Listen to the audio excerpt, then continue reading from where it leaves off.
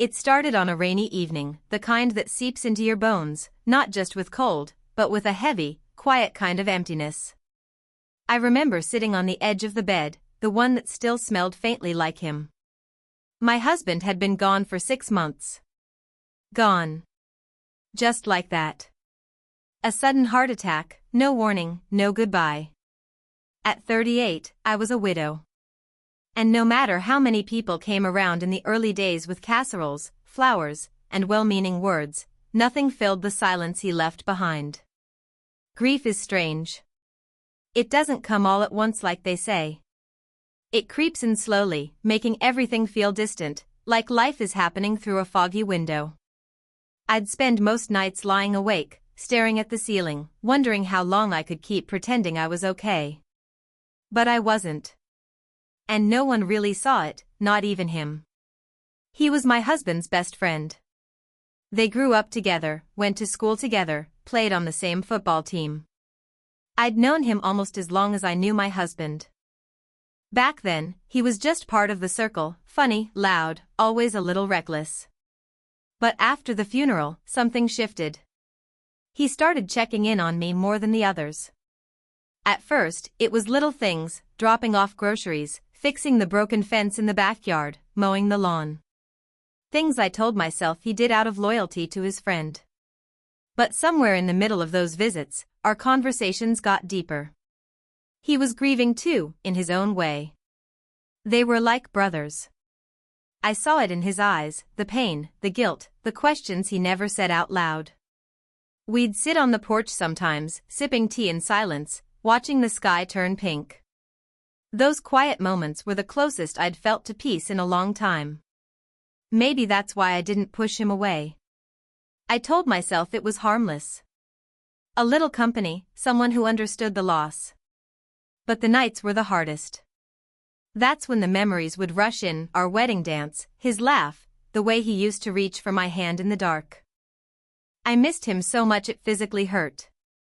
And in those hours, the loneliness felt unbearable. One night, after too much wine and too many tears, I called him. I didn't even know what I wanted, I just didn't want to be alone again. He came over. He always did. That night, something changed between us. There were no promises, no explanations. Just two broken people, finding comfort in each other's presence. It was quiet, it was strange, and it was real. But nothing about it was simple. Every time he looked at me, I wondered if he saw me, or the woman his best friend left behind. And every time I let him in, a part of me felt like I was betraying the man I swore I'd never stop loving. The guilt clung to me like a second skin. Still, I couldn't stop. I didn't want to. As the days turned into weeks, what started as silent companionship grew into something neither of us could name. I wasn't sure if it was love, or just two lonely souls trying to feel whole again. But the more time we spent together, the harder it became to keep the past from haunting the present. And then, one afternoon, I found something my husband left behind. A letter. Sealed, addressed to me, written just weeks before he died. The words inside would change everything. Including how I saw the man lying next to me in the dark. That's when I realized, this story was far from over. The letter was tucked away in the back of his nightstand, wrapped in an old receipt and folded twice. I don't know what made me look there that day.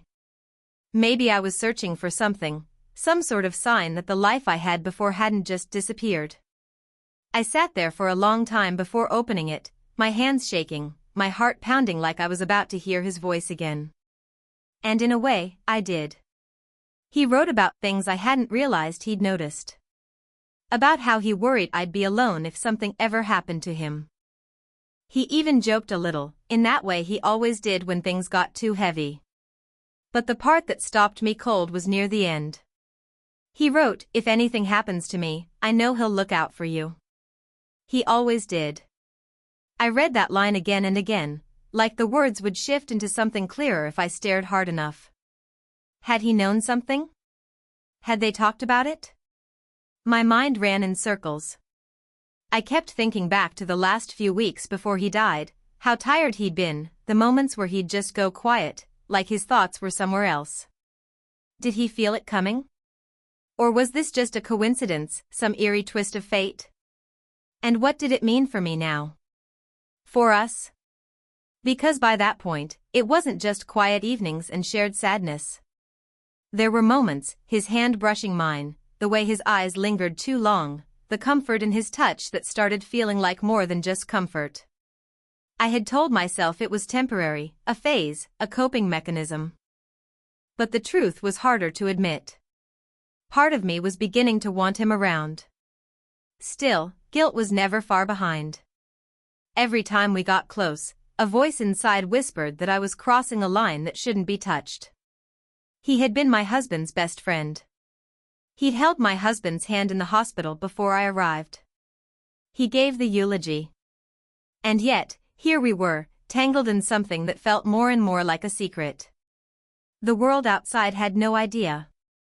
My friends still checked in occasionally, assuming I was healing in the usual way. His family called less and less. And he was always just a text away. Never asking for more, never pushing, just there. But I could feel it building between us, this unspoken tension we both avoided naming. Then, one night, he told me something that changed everything. We were sitting in the living room, the TV on but neither of us really watching. He was quiet, more than usual. I asked what was on his mind, expecting the usual half-smile and shrug. But instead, he turned to me and said, "There's something I've never told you. Something about him, about that last week." The air shifted. My stomach dropped. He looked away, like the words were too heavy to say out loud.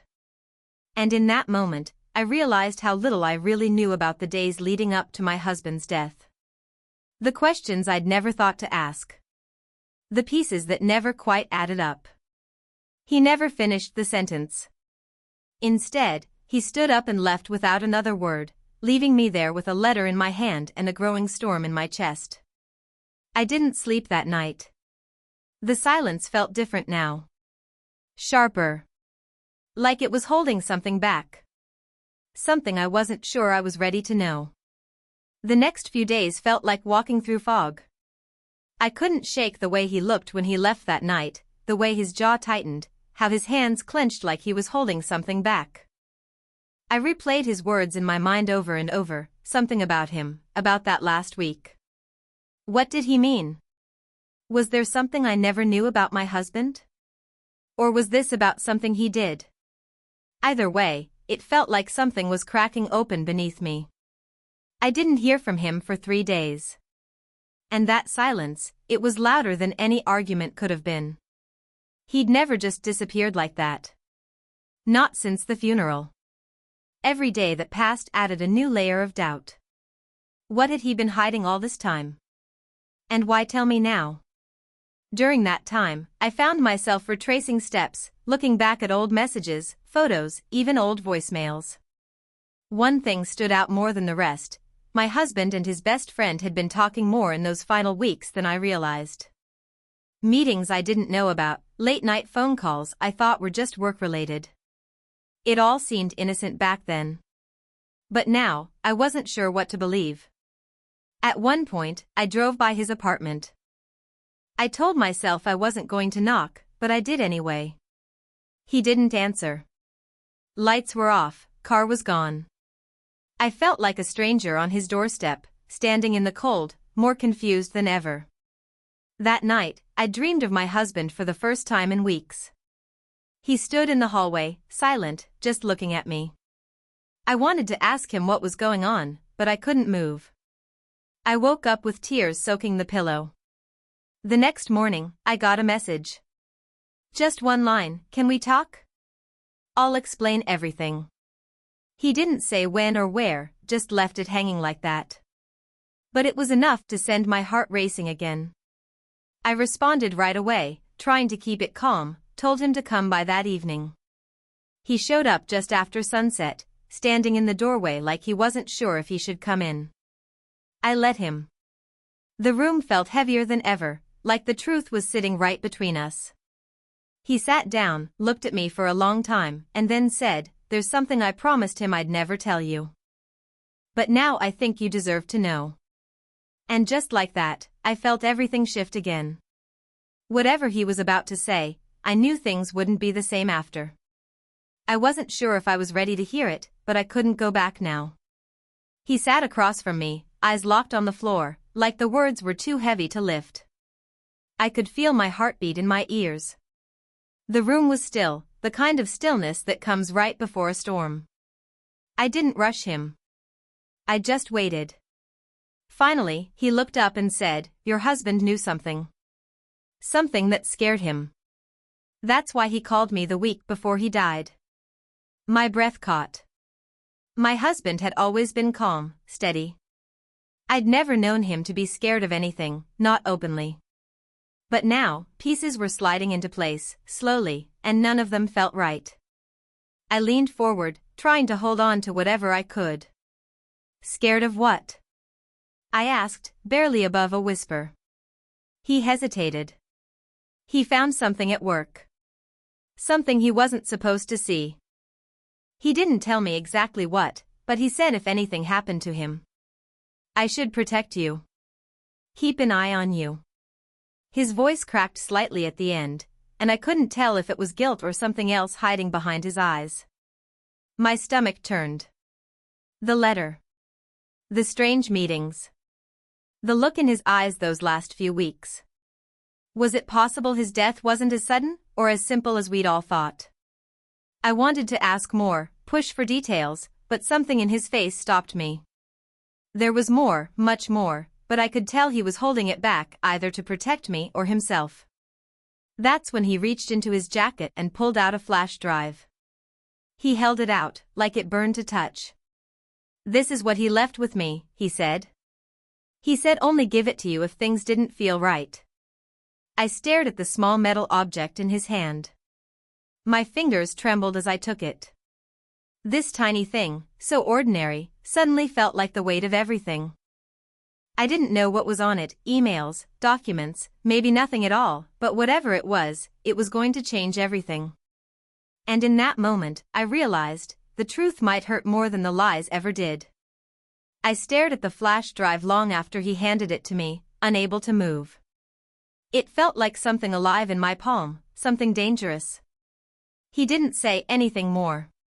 He just stood, gave me one last look, and left without a word. The door closed behind him with a quiet click, but everything inside me was screaming. That night, I sat alone in the dark, the flash drive on the coffee table in front of me. Every part of me wanted to plug it in, see what secrets my husband left behind. But I hesitated. What if what I found couldn't be undone? What if it explained everything, his fear, his death, and maybe even the strange guilt in his best friend's eyes? Or worse, what if it revealed something I wasn't ready to face? Still, curiosity won. I opened my laptop, plugged in the drive, and waited. It held only one folder. Inside were 3 documents and a video file. I clicked on the video first. It was my husband, tired, anxious, sitting in his office. He spoke slowly, looking directly into the camera. "If you're seeing this," he began, "then something went wrong. And I'm sorry. I tried to fix it. I tried to protect you." My hand flew to my mouth. His voice, so real, so close, made my chest ache. But then, just as I leaned in to listen more closely, the screen flickered. Static cut the video short, and a message popped up, "Corrupt file. Playback failed." Frustrated, I opened the documents. 2 were reports from his job, technical, coded, hard to understand. But the 3rd one made my blood run cold. It was an unsigned email, addressed to my husband, warning him to stop asking questions. "You're digging in the wrong place. Let it go, or you won't like what you find." And at the bottom, a name I hadn't heard in a long time. Someone from his past I thought was gone for good. Someone who had once said, "If I ever come back into your life, it won't be by accident." I didn't sleep that night. Every sound outside felt like a warning. Every passing car made my heart race. But by morning, the street was quiet. The car was gone. No more messages. Just silence. I made a decision. I wasn't going to live in fear, not anymore. I took everything from the flash drive and handed it over to someone I trusted at the local news station. It was risky, but I knew my husband would have wanted the truth out. The reports uncovered shady deals, buried data, and one very real threat that had been ignored for years. Once it went public, things moved fast. Investigations opened. Ethan's name surfaced again. And just like that, the shadows started to fade. No more hiding. No more secrets. As for him, my husband's best friend, he stayed by my side through it all. We never defined what we were, never rushed it. But there was something real in how we held each other up, especially when everything felt like it was falling apart. I stopped questioning it. Sometimes comfort grows into something deeper, slowly and quietly. Looking back, I'll never understand everything about what happened. But I do know this: my husband didn't die just by chance. He died trying to protect me. And in his own way, he left behind not just answers, but strength. A path forward. The nights aren't as lonely now. The grief doesn't sting quite the same. I survived the storm, found clarity in chaos, and most of all, I found myself again. And maybe, just maybe, that was the ending he wanted for me all along.